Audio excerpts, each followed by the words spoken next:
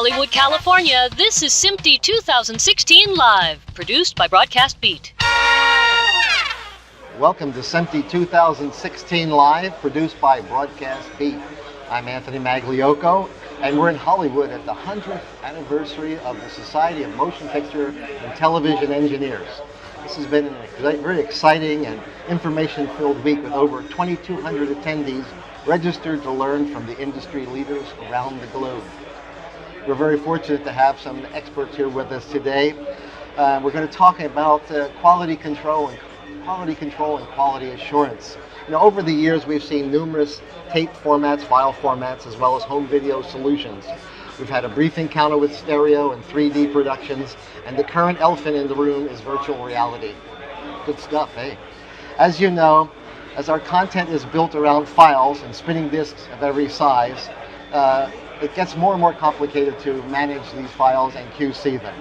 And I'm happy to introduce our two panelists today. Faridun Khosravi, he's the executive or senior VP of the Americas for Venera Technologies. Hello. And Ramon Breton, who's the Chief Technology Officer for Third Eye QC. Hello. Gentlemen, thank you very much for joining us. Thank you. Thank you. So, you know, in the old days with a piece of film, we could hold it up and see what was on it, and if there was something wrong, right away we could tell. Well, in the tape recorder world, we'd pop in a tape, we'd watch the screen, we'd see, okay, it looks good, it's got a problem. Well, the files just don't seem to be that easy. And, you know, inside of that digital world, there could be multiple programs, multiple languages. It's gotten a lot more complicated. So these kinds of tools and services that you folks offer are becoming more and more important to our business. So file checking and testing, or QC quality control, is kind of the topic that we're talking about today. And that's why we're here today. We're going to talk about quality control in the cloud as well as with the human element. So fantastic, thank you. So Ramon, please tell our audience a little bit about the types of QC services that you offer today. Sure, yes. Thank you, Anthony. Thanks for having me. So Third Eye QC has been in business for over 20 years, and we perform real-time quality analysis of all sorts of home entertainment content, from master files to DVD and Blu-ray, and now with virtual reality and augmented reality applications.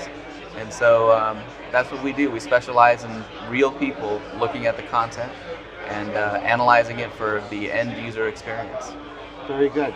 So Faridun, as we mentioned before, there's lots of files. Well, and I guess probably we're up to the millions per year, if not more, with the number of TV programs. And tell us a little bit about your company's offering. Sure. Venera Technologies has been around for about 14 years, and what we provide is software to help with the QC process. And so the idea, as you mentioned, with so many different video audio codecs, different packaging, IMF, DCP, with adaptive bitrate formats such as HLS, smooth streaming, Dash, and so on, there are way too many files, and then the demand for QC continues to go up.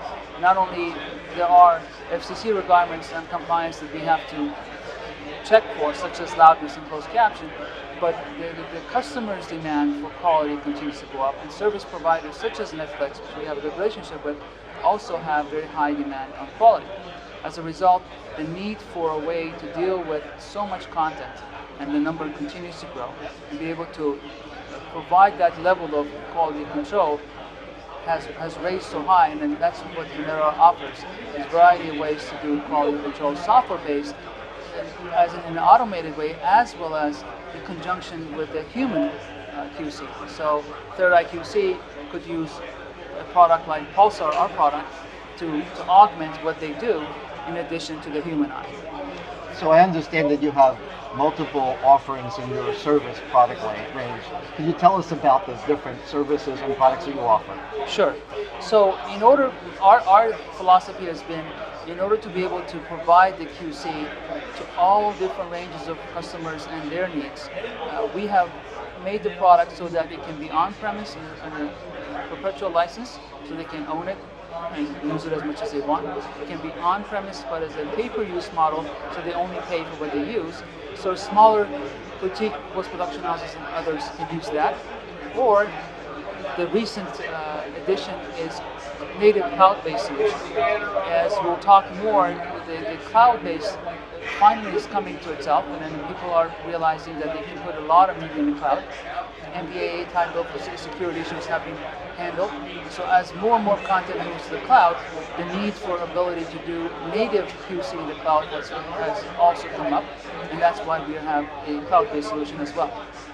So Ramon, it sounds like there's lots of solutions out there.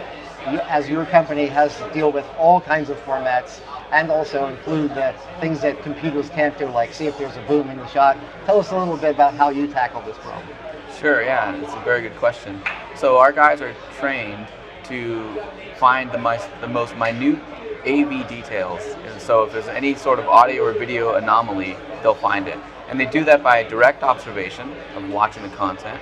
But they also do that by using, very specific tools like waveform monitors and gamma displays and audio level and phase scopes and things like that. And you're right, the human element is a big part of it because there are things that machines don't find very well yet. And some of those include things like production equipment visible in the shot, or let's say there's a phone number that's inadvertently in the frame that would need to be blocked out for legal reasons. So those are the kind of things that we do. And we use our judgment we interface with our clients and their specifications. We know those specifications very well. And so we know it may be one thing to notice something, but it's something altogether different to know when you have to note it. So we interpret our partner specifications and we know, okay, this is something they're going to care about, or this is something they're not going to care about. And this is a really good point. The automation tools that's provided by Venera give you this opportunity to get quickly to where their potential problems are, and then that's where the human element is. So I like to think of it as this sort of hybrid solution. And of course, when we have thousands and thousands of files, it's virtually impossible for everyone to have a human to watch every possible file. And how does that work when you have files with multiple audio channels? Yeah, that's a very good question. We usually have multiple people looking at it. But one thing I will say, like Venera Technologies Pulsar, which we use a lot, it gives us a good head start because we will get the report and we'll give that to our technicians so they'll have a first glance at what problems may be in the file, and then as they do their real-time analysis, they'll go through and they'll review the issues that the software QC found. And it also, Pulsar integrates very nicely with our playback system, so the notes are already on the timeline so we can see exactly where those issues are. Very good. I think one of the challenges that we hear in the field is that people say, well, this computer stuff just won't do what I need it to do. Clarido, what's your answer to that? It's an actually interesting observation. Ramon said it very well. What we have found out in terms of our customer base, there are customers who have hundreds of files that they deal with on a daily basis, very high volume. Typically broadcasters who just got to get this stuff in and out very quickly, and doing a manual QC, human QC, is not quite possible.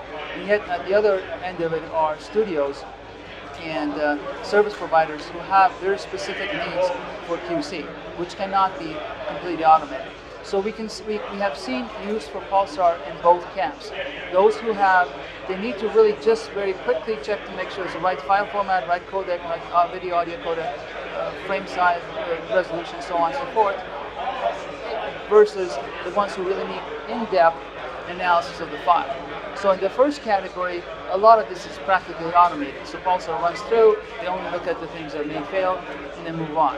Whereas in the more in-depth study, where they're looking for video audio glitches and a variety of issues, we become an assistant to, for example, Third Eye QC and their trained staff, because machines cannot do all that stuff yet.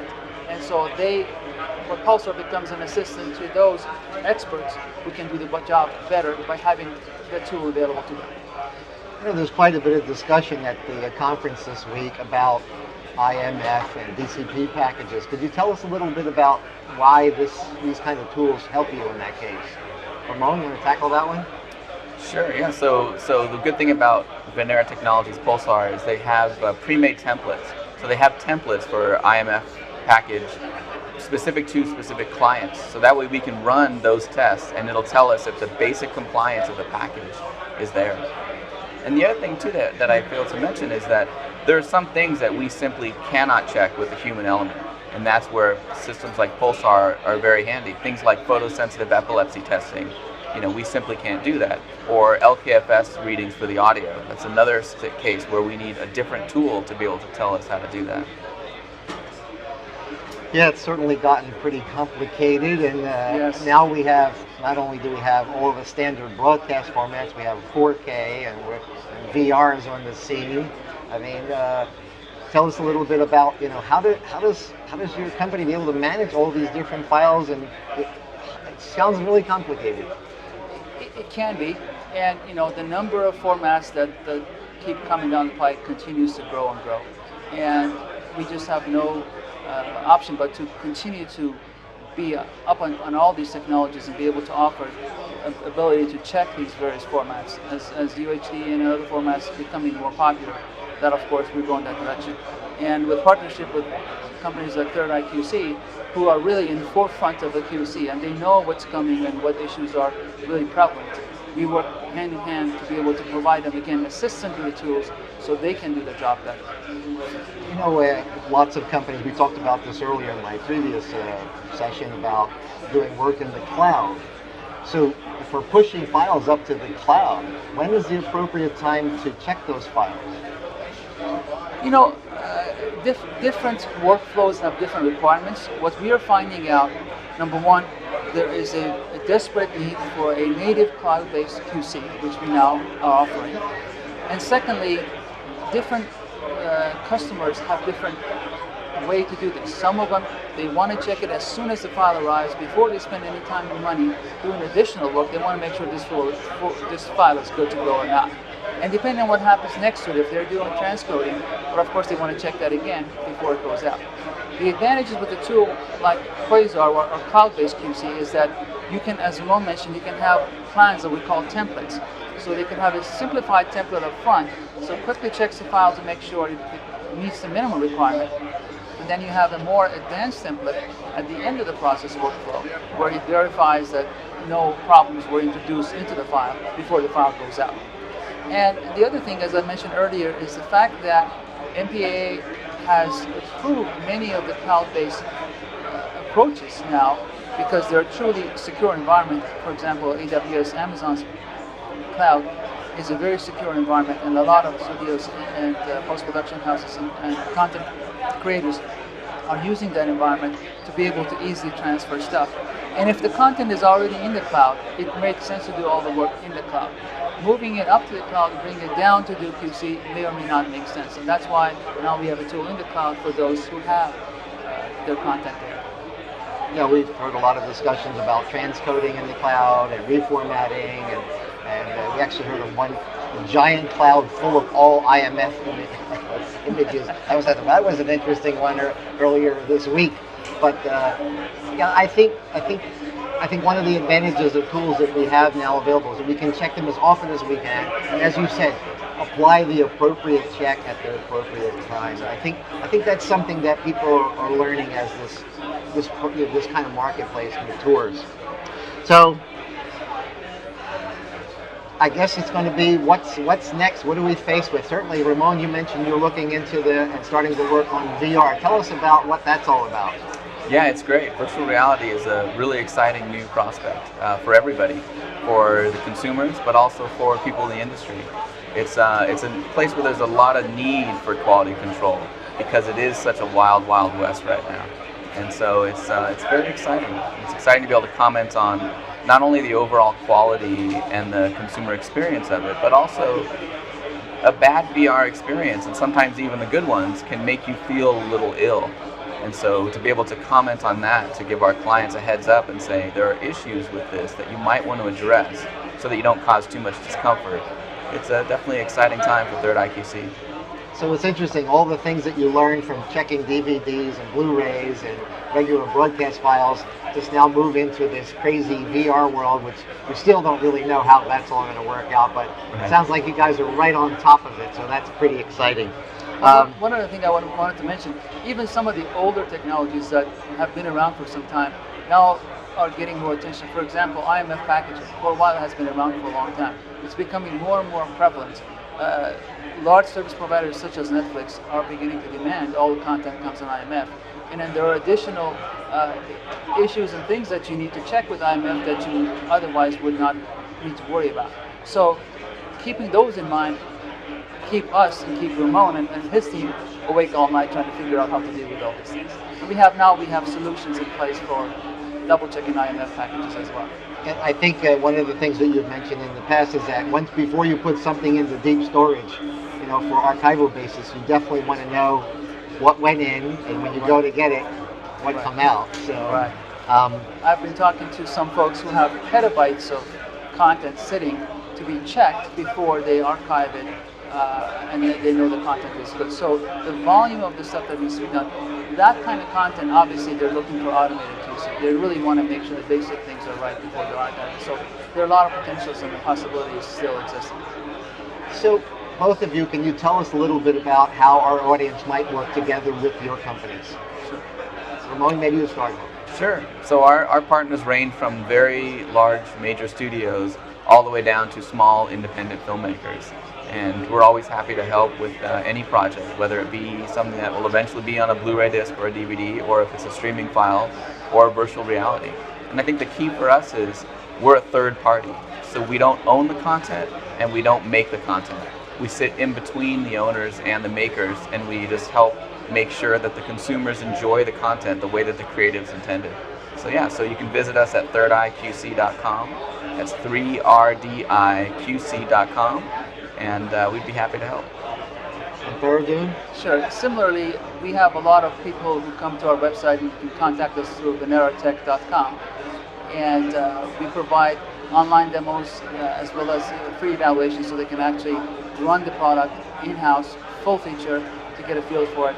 It's interesting that many of the folks who are interested in QC are newcomers to it, in the sense that they hadn't have to do this before. Now they have to do it. So we are trying to simplify the UI in a way that makes sense, makes it easy for them to use, and introduce this whole concept of QC to them. So either via demos or via evaluations, they'll be able to figure out how to use the product.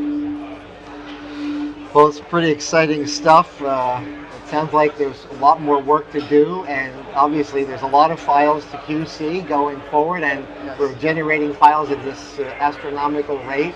And so I think we'll be busy for quite some time. Absolutely. And it's really nice to see the cooperation between the manufacturer, developers of the technology, and the folks who have to use it. I think that's kind of interesting why I wanted to invite both of you here. It's really pleasant to see that. I recommend highly that all of you folks who are watching these programs tune into the other programs on Broadcast Beat from the SMPTE 2016 live coverage. It's really been a fantastic event, and I'll put a little plug in for SMPTE. If you're not a member, I really suggest you join SMPTE. It's a great organization. 100 years, it must be doing something right, and I think the most interesting part is you get to meet. That's how I met you, Ramon, at a SMPTE meeting, and that's right. And so we have this camaraderie. We're all in the same business together, and it's great to work together. Very good. I thank you for your time, and look forward to seeing you again in the future. Thank you so much. You too. Thank you. Again, Anthony Magliocco for Broadcast Beat from SMPTE 2016 Live.